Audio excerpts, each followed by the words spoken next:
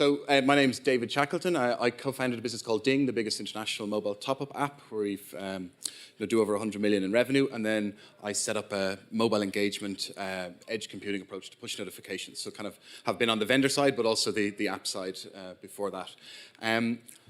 First point of my own housekeeping is, being Irish, I thought we should have a prize which is alcohol related. So we have a bottle of Irish whiskey for the best audience question, which we'll get to at the end. Now, with Brexit coming up, we don't know what's going to happen to the Irish border. So this may be the last bottle of whiskey we have. But do get some good questions ready for this amazing panel.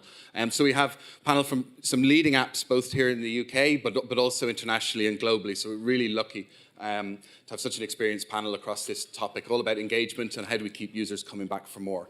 I'll go through each panelist. And ask them a question just to kind of introduce themselves. So on my left is Michael or Mike? Your choice. Mike. Mike it is. Shot? Oh, see how the panel goes. So Michael, I was looking at your LinkedIn last night. So Japanese? Yep, born and raised. And I saw you, so Gmode Group, and then last couple of years promoted right up in Adjust, leading all product comms. We should probably immediately contextualize that joke. I joined Adjust about 4 years ago, and I ran the the Asia support team out of the Tokyo office. Not born in Japan, hard to believe, I know. Pause for shock. Great.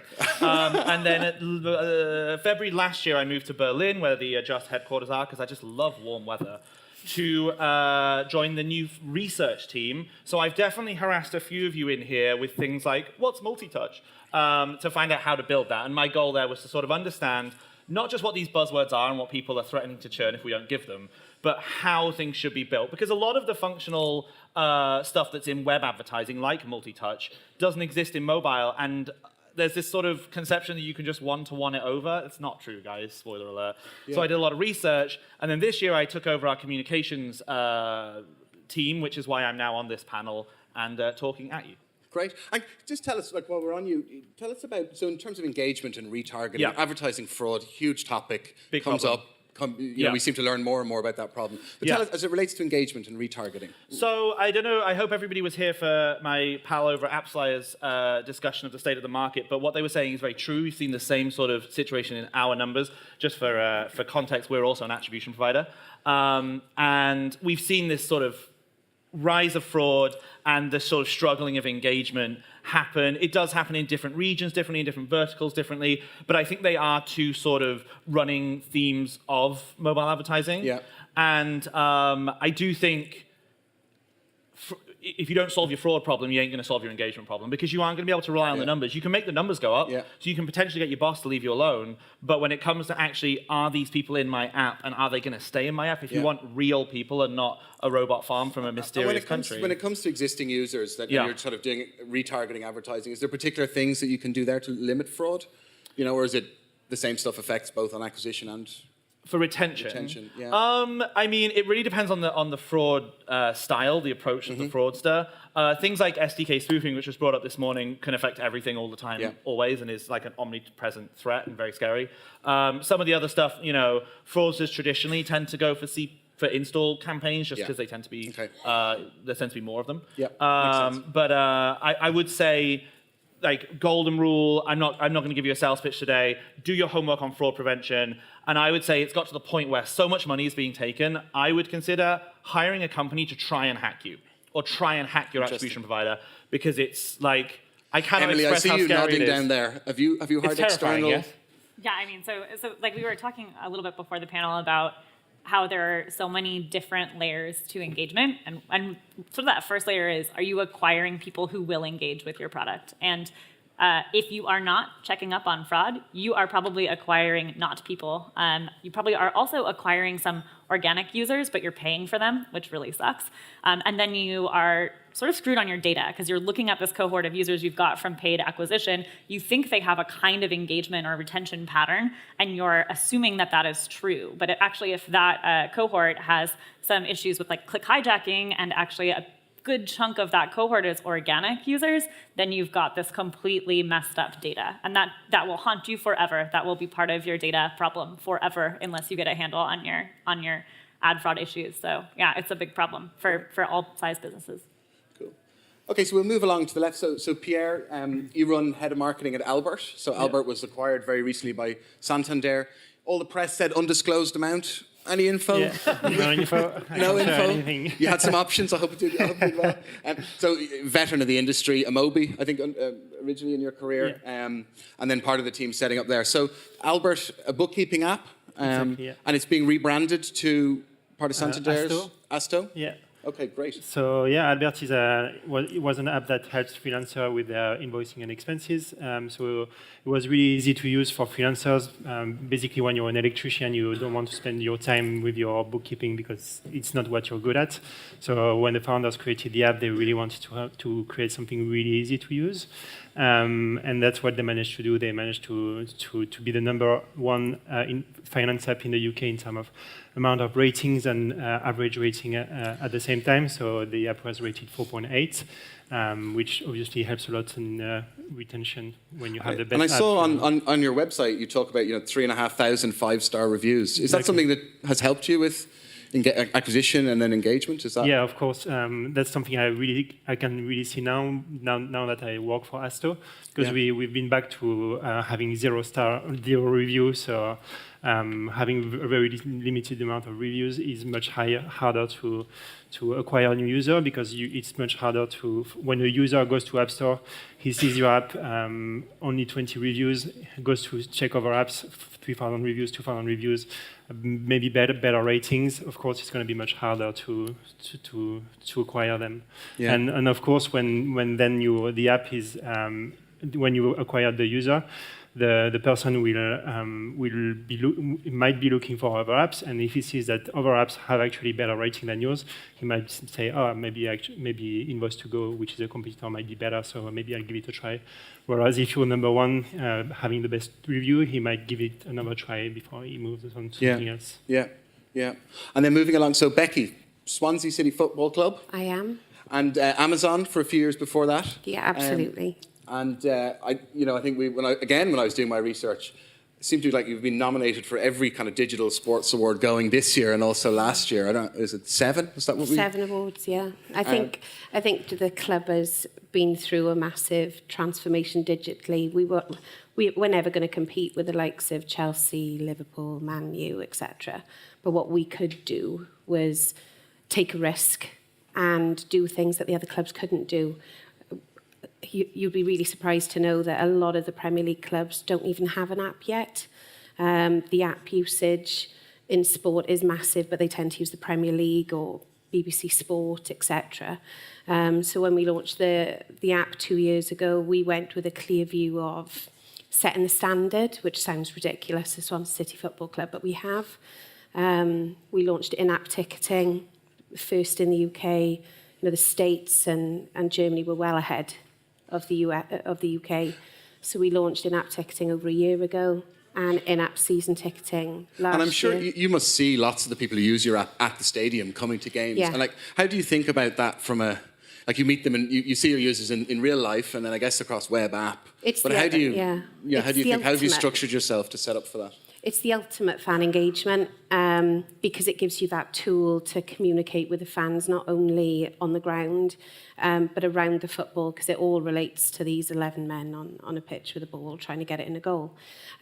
So regardless of what you're doing behind the scenes, the whole mentality and the engagement with the fans is too far away from you to be able to affect it, whereas the app, in bringing the fans closer to the club, that's exactly what it's done. And I think the demographic for us was the key, because the engagement levels with football clubs, our database is very old. So when you look at the demographic of Swansea City, we've got a massive gap of these millennials, hate the word, but this younger demographic, and the app has completely and utterly plugged that gap. And being able to do something just a little bit different. But as you say, on a match day, on Tuesday night, I had 2 fans who I saw them trying to scan their phone. They had a really obscure Android handset. Sorry, people with Android. But they had an obscure Android handset. They hadn't put their brightness to full levels, and I was able to actually have a conversation with fans about the app, and they were excited that we had the first. So it's brought it up on a different level in terms of engagement. And those different kind of age demographics, have you thought about engagement? Like, do you do different programs or different campaigns for the different demographics? Yeah, so we've just done the first trial of personalisation, which is first in the UK. Again, we can't go singing and dancing about that one, though, because obviously, for the fans, they really don't care. But for us, it's great because we've just done a massive campaign for season ticket renewal. So those of you who don't know Swansea, we got relegated last season. So selling tickets for us is a priority when it didn't used to be.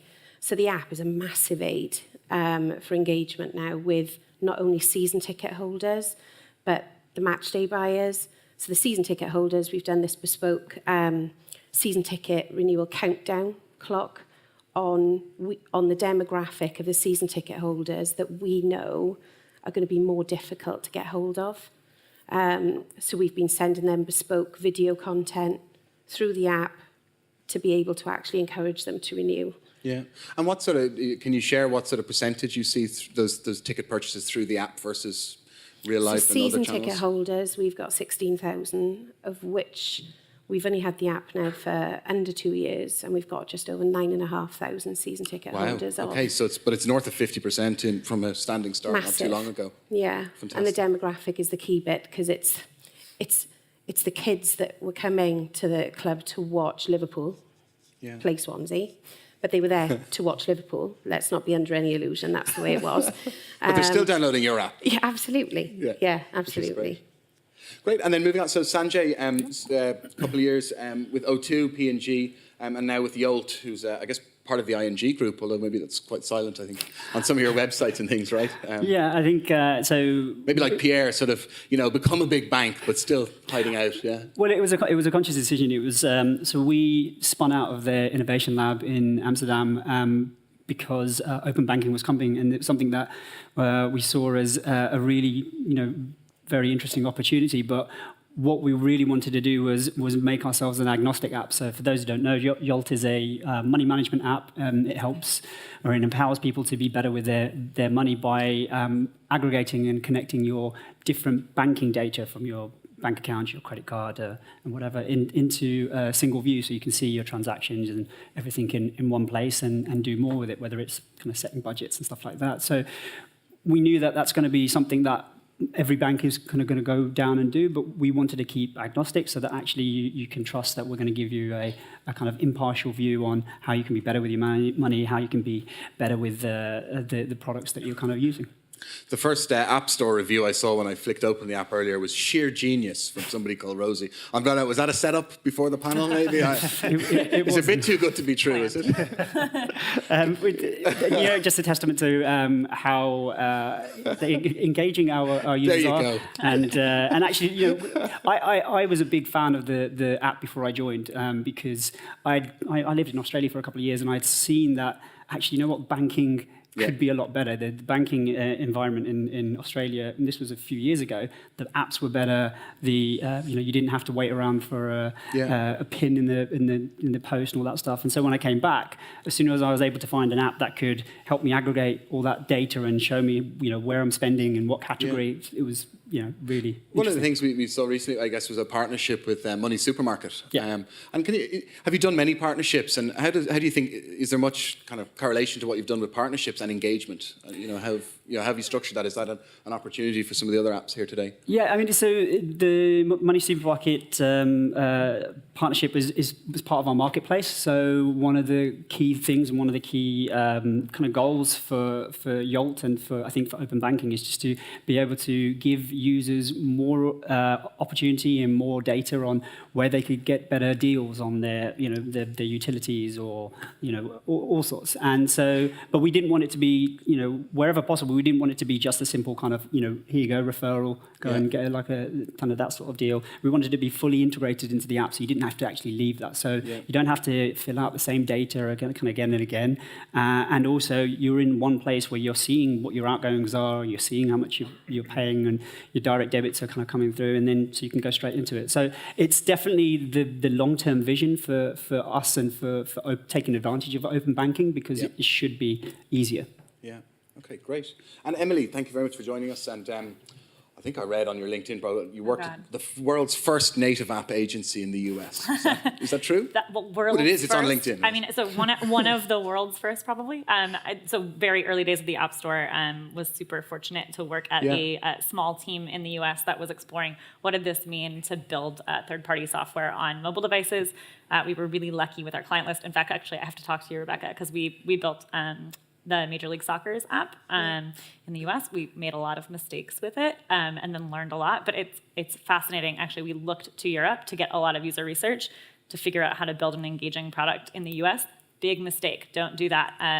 And then we had to kind of revisit that product later and decide, okay, actually, some of the assumptions we made about football fans in the US soccer fans were really more Europe focused, and we kind of had to change how we. And can you share some of the mistakes or things you got wrong in that user research? Is there anything high level you can share? So I mean, so we had sort of built the original product thinking that there would be this huge allegiance to a particular club, right?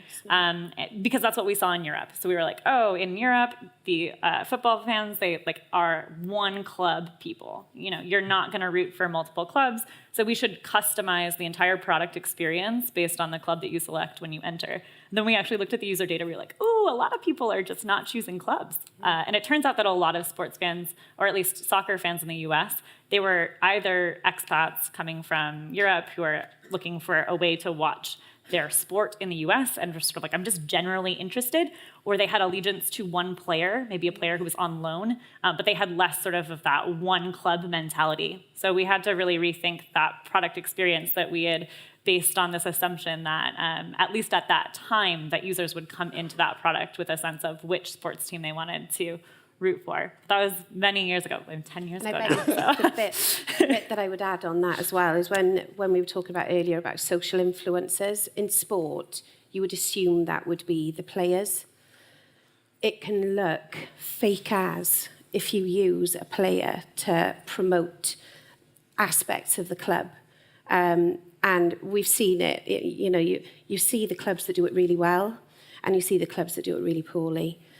So it's got to be, I think, with influencers, and as you said in the MLS, they do tend to follow a player, and it's been reversed really for us. So American supporters of Swansea, so because we've got American ownership, we've acquired a lot of American supporters, but they're not supporting the club necessarily, they're supporting a player.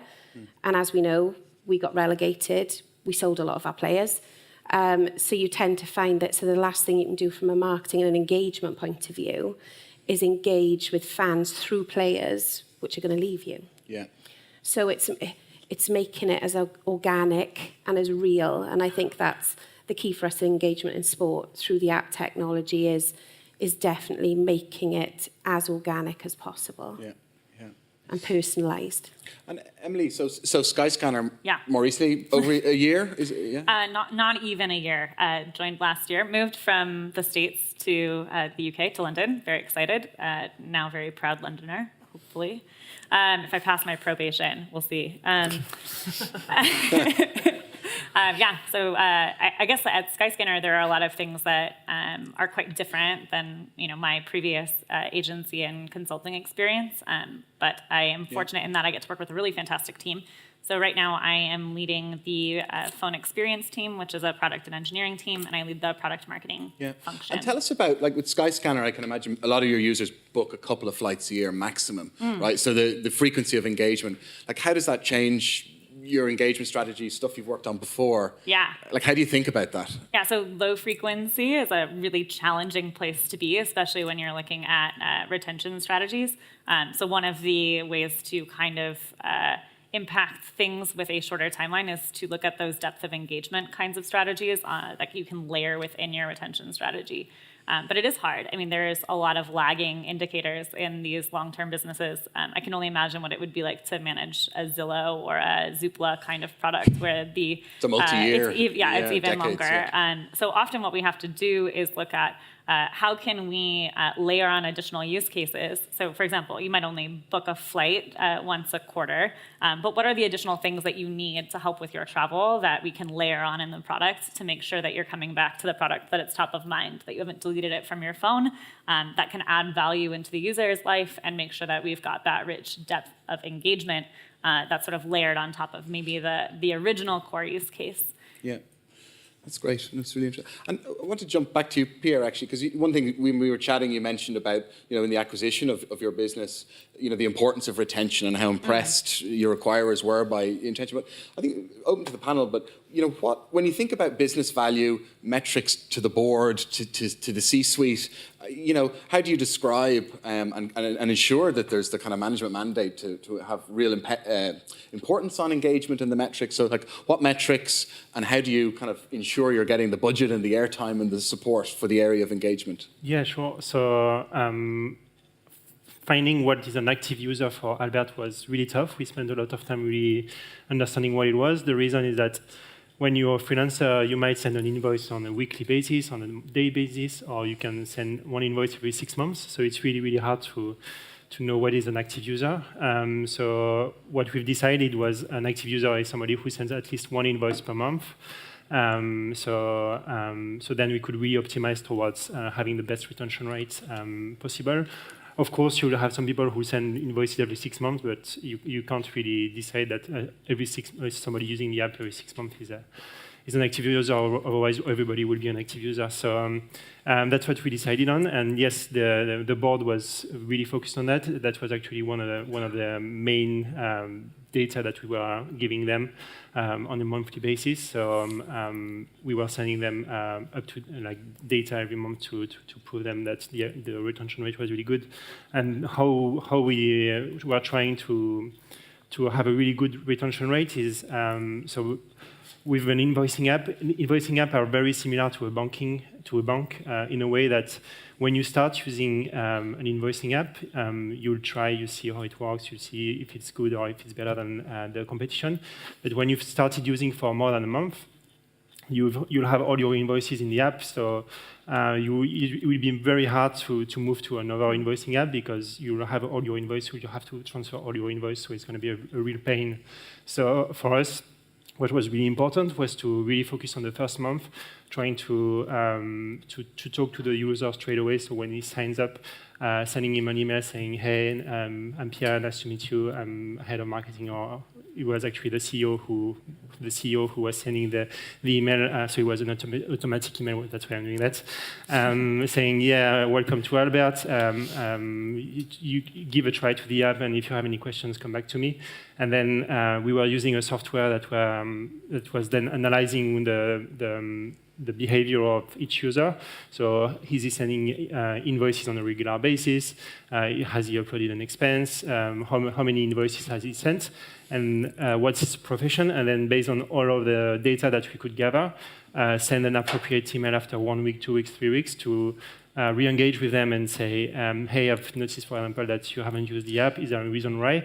And then understand exactly what was the reason. And most of the time, people were answering because with this tool, the people were really thinking that the CEO was sending the email, and most of the time they were answering, and we could really gather data on why people have stopped using the app and what we should build next. So it was with this tool, there was so much data that we could gather so that we could then build the best product for them. Sorry, Mike. I really wanted to add to what you just said and to what Emily said as well about establishing how engaged a user has to be for you to then sort of not rest on your laurels, but maybe focus on other users and other segments, right? So we talked about once you've done a few invoices, you kind of become almost dependent on the app and it becomes a part of your life, right? Or for Skyscanner, you have recognized that people are probably only going to book one flight a quarter, so let's have every other step of that quite annoying process in the app so that when someone books an app, they think, "Oh my God, if I can't use Skyscanner, I don't want to do it." You know what I mean? And I think the way to achieve this is to use in-app event tracking with an attribution provider, pull everything back into a backend, and then you can start to say, because the biggest mistake I see with even massive industry-leading players is, I only care about installs, or now in 2019, I care about LTV. That's any better. right? You need to customize what is a value of a user. It's not always financial. If you have a dating app and you have someone who never buys premium, but they message loads of people, and those people feel more engaged, that is undisputable value to your app's economy, right? And you need to establish what is a success. What is the success of a user? And if it is getting your second flight and getting them to book the train, then you guys can put them in a segment of like, these are reliable users we've won over, right? And I'm like, how do you figure out, like, how have you figured out those sorts of inflection points? Like, how do you make that decision? I think that this concept of like activating a user and not just saying like install, woohoo, we got him, we're done. But actually understanding what is that habit moment, like when is a user a good user of my product, or when have they realized the value of the product? There's kind of a qual and quant side to this, right? So there's a qualitative answer. So I'm gonna look at Jerry in front. So like a food delivery app, for example, like I might just go out on a limb and say people probably need food delivered maybe once a week. So I might consider qualitatively that I would expect people to like get into the habit of using my product. Once they've used it 3 or 4 weeks in a row, I could say, okay, that's actually now a retained user. But how do I get them to realize that habit? I kind of have to work back and figure that out. And ultimately, if you don't have data, if you're a new product, you kind of have to start with those qualitative assumptions and then get enough data from your users to work back to, was that the right answer? And Sanjay in Yod, did you go through a similar? Completely, and I completely agree with the idea of you need to be able to demonstrate the value, or let them recognize the value, and to build that habit. I mean, we have a pretty big, blocker at the start, which is you have to connect your bank account, and so that weeds out quite a lot of people. If you don't connect your bank account, an install is completely worthless to us. But connecting your bank account isn't quite enough. You need to be able to see the value of Yolt beyond just seeing all your accounts in one place, because it's too easy to kind of do that elsewhere. You could, it's only a couple of seconds more to go to all your different apps. But once you start adding in and layering other actions, such as being able to track what your upcoming direct debits are, or being able to set yourself a budget and give yourself reminders, all of those, then suddenly the user seeing more value of the app, and they're being able to, as you mentioned before, become more reliant on it. Because if you don't know, and there is a bit of work that's involved as well, and that's I think there's lots of people who talked about that. You need to have the user put in a little bit amount of work so that actually they value the amount of work that they put in. They know, okay, well, I've done this. I'm not going to go somewhere else and do it all again. And it's just so different from app to app, depending on use case, right? So I think that the best thing to do is to question all the stock metrics that you get out of your tools. You probably aren't going to look at daily active users unless you have a product that requires that. And actually probably the activity that you need in order to consider someone active is not just they opened your app. That might work for Facebook, where literally looking at your newsfeed is the value that you get from that product. But you might have a daily product where actually you require someone to play a game every day. That's actually active for you. So our products will have completely different metrics. I think at this whole table, we have completely different metrics, and that's okay. And even within the same product, we have probably different cohorts of users that use our product with different kinds of intent or use cases or frequencies. And sometimes the most important thing we can do is actually track when people move between those cohorts. Yeah, I'd really kind of think it's important to know which of the engagements, not all engagements are equal. What are the leading indicators of you having someone stay in your app for longer? Retention is defined by them realizing that the value and realizing and putting in the effort. Now, I'm looking at this clock ticking down, and I haven't even asked half of the follow-up questions, let alone the rest on my list. We have a bottle of whiskey to give away, so we better... Audience questions?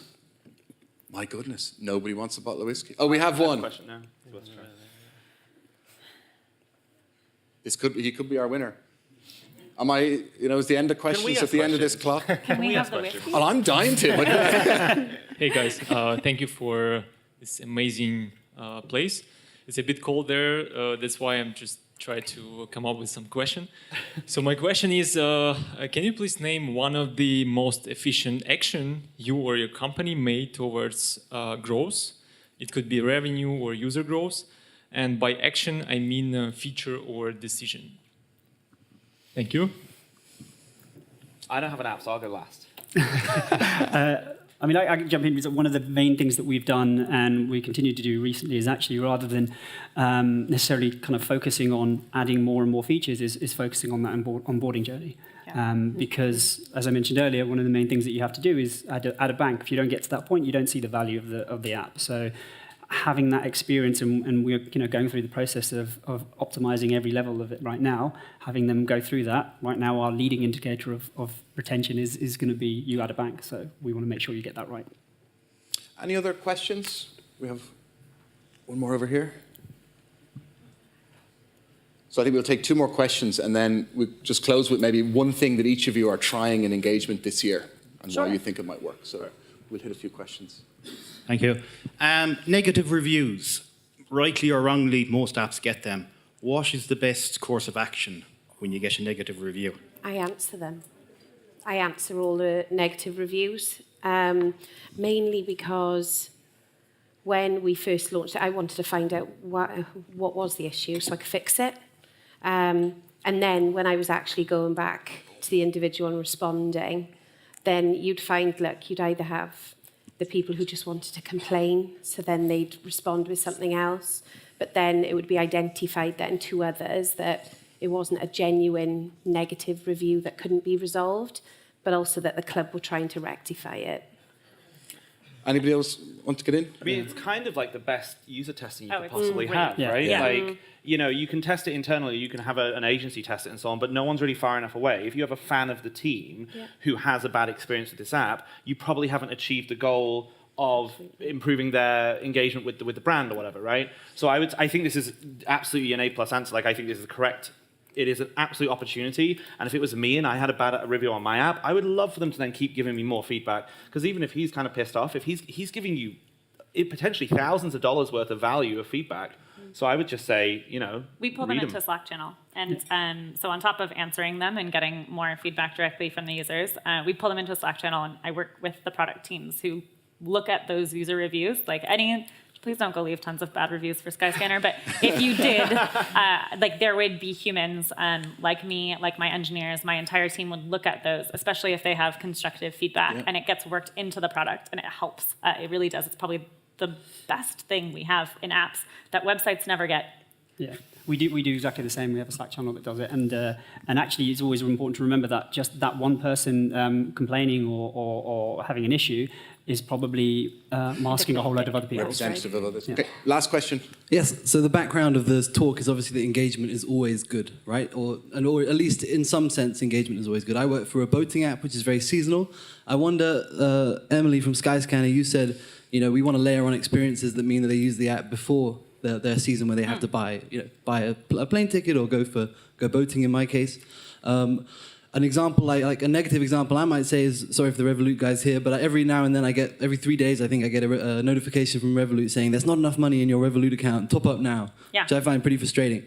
I wonder how do you prioritize either building experiences to make sure that people know about you when they come back versus just trying to layer on experiences that aren't relevant to your core product that can be done in the off season, for example? Yeah, so I mean, engagement is not always good, and sometimes engagement isn't right for your product. So, for example,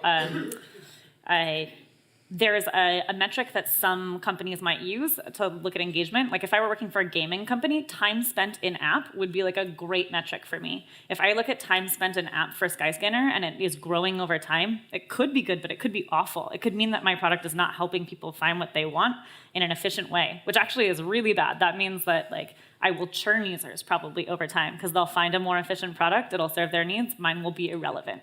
So you really have to do that understanding part of the work, which I often feel like is more on the qual site, do that user feedback, get that user research, watch them use your product in order to make those kinds of decisions. Now, in terms of the tactics that you would then use, I tend to think that products like ours have kind of bursty behavior, right? So what's going to happen is someone's going to come in, they're going to use it quite bursty, and if you don't then sustain their engagement with additional support after they've gotten what they want, they will kind of go away. Now, you can provide them value in the sense that you want them to come back into the app, or you could provide them value that they don't actually need to come back into the app for. So, for example, we have a price alerts feature that allows users to track whether or not a price is changing on a flight over time. I might not expect that user to come back into the app by sending them that notification. In fact, in some cases, telling them, hey, the price is not getting better, is actually an indication for them to not come back into the product. So you have to make those hard trade-offs with engagement, and that's why it helps to sort of cohort out your users and actually look at those trends over time. If I see a user who comes back to me every 6 months start to drop off, that's a sign. If I see a user who usually comes back to me every week start to drop off, that's a sign that something's happened. But I would probably not try to get somebody to book more flights than they need to book. That's a really hard strategy, and it just seems like a fruitless effort. So in your case, I would think about what do people need? What are your users looking for in terms of support when they're in between, when they've booked your product or used your product, and then are kind of waiting up until the next piece. So we're really behind time. One sentence on one thing you're testing this year, rapid fire. Michael, go. Define custom vertical audiences and target them with customized creatives. Pierre. Don't use across all channels. Try more push notifications. Becky, great. Hope you use those. Personalization of all of our platforms. Sanjay, Guiding them through the first week and the exploration of features. Emily. Similarly, but also experimenting with like funneled and customized onboarding. I think the whiskey has to go to the guy who's going to be boating when he's drinking. So, yeah. So, thank you very much to all of the panel, and I'm sorry we ran over. No worries. Thank you. That was a fantastic panel.